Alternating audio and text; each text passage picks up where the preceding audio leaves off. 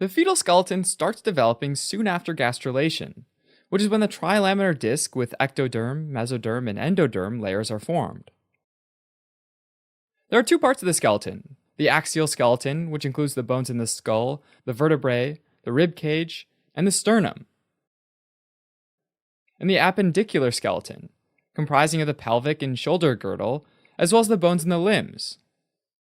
The bones in the axial skeleton mostly derive from the mesoderm layer, except for some bones in the skull which come from the ectoderm. And all of the bones in the appendicular skeleton derive from the mesoderm. During week 3, the embryo transitions from a flat organism to a more tubular creature by folding along its longitudinal and lateral axes. At the same time, a solid rod of mesoderm called the notochord forms on the midline of the embryo. Above the notochord, the ectoderm invaginates to form the neural tube, which is an early precursor for the central nervous system. This is the embryo's first symmetry axis, and the mesoderm on either side of the neural tube differentiate into 3 distinct portions. Immediately flanking the neural tube, there's the paraxial mesoderm. Next, there's the intermediate mesoderm, and finally, the lateral plate mesoderm. The intermediate mesoderm gives rise to the urinary and genital systems, while the paraxial mesoderm and lateral plate mesoderm work together to give rise to most of the bones and muscles in our body. Now, the first step in skeletal muscle development is when paraxial mesoderm segments into blocks of mesodermal tissue called somites, which are made up of lots of cube-shaped cells. Next, the somites divide into 3 different cell populations: the sclerotome, which forms the vertebrae, the rib cage, and the lower part of the occipital bone, the dermatome, which forms the skin of the back, and the myotome, which forms the back, limb, and intercostal muscles. Meanwhile, lateral plate mesoderm splits into parietal mesoderm and visceral mesoderm layers. The parietal mesoderm forms the early limb buds, as well as the bones of the pelvic and shoulder girdle, and the sternum, while the visceral mesoderm helps form organs like the heart, lungs, and organs in the gastrointestinal tract. So the axial skeleton derives mainly from paraxial and lateral plate mesoderm cells. But in the head region, another group of cells derived from the ectoderm layer, called neural crest cells, contributes to the development of the skull. Before they develop into bone, all these different kinds of cells first transform into multipotent mesenchymal cells through a process called epithelial to mesenchymal transition. The resulting mesenchymal cells have special properties, like the ability to migrate to different locations and give rise to different organs and tissues in our body, including bones. Now, from here, there are 2 ways that fetal bones can form. First, there's endochondral ossification, where mesenchymal cells first differentiate into chondrocytes that build a hyaline cartilage model, which then turns into bone. When that happens, the center of this cartilage model is the primary ossification center, and blood vessels enter it, bringing nutrients and osteoblast cells which help bone form, B for build, as well as osteoclast cells that collapse bone, C for collapse. The osteoblasts replace the chondrocytes at the primary ossification center and start to replace the cartilage with bone. As the bones grow thicker and more sturdy, osteoclasts start to chomp away in the middle of the bone, making it more porous, and this is how bone marrow appears. Most of the bones in our body form through endochondral ossification, except for the clavicles and the bones in the skull, like the parietal and frontal bones, as well as the maxilla, mandible, and nasal bones and parts of the temporal and occipital bones.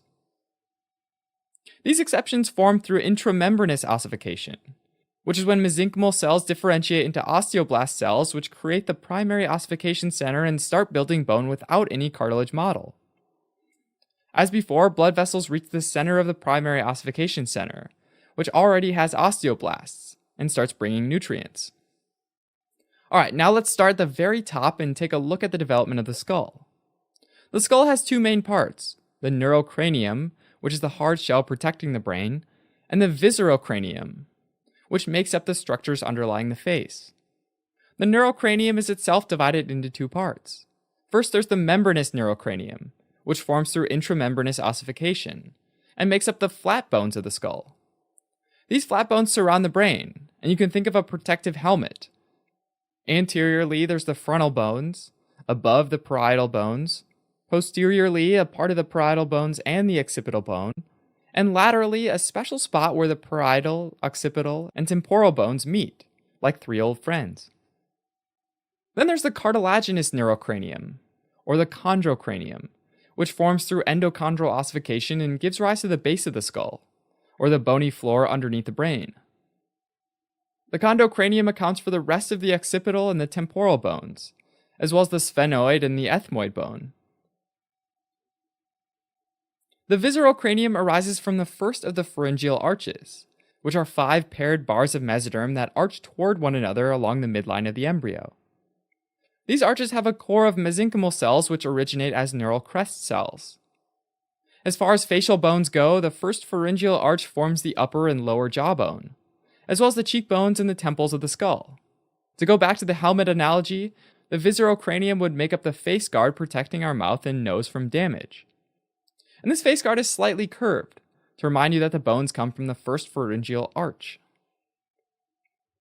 When a baby's born, the skull bones are not fused, and it looks a bit like a jigsaw puzzle where the pieces haven't quite snapped together. Between the bone plates, there are long, narrow, fibrous sutures that hold the skull together. Wide openings called fontanelles exist at the points where more than 2 bones come into contact.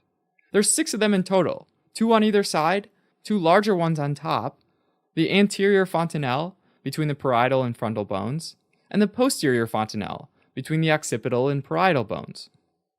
These sutures and fontanelles provide the skull with a tiny amount of flexibility, which makes it easier for the large head to squeeze through the vaginal canal during childbirth. After the baby's born, the fontanelles close up one by one. The last one to close is the anterior fontanelle, and it's often referred to as the soft spot on a baby's head. It closes around 18 months. During week 4 of development, the spinal vertebrae develop, and it happens when the somites undergo a process called resegmentation. First, each somite separates into 2 populations of cells, a rostral or top population, and a caudal or bottom group. Next, these 2 populations of cells separate, and the bottom population of one somite fuses with the top population of the ensuing somite. This gives rise to new segments of tissue formed by cell populations deriving from 2 separate adjacent somites.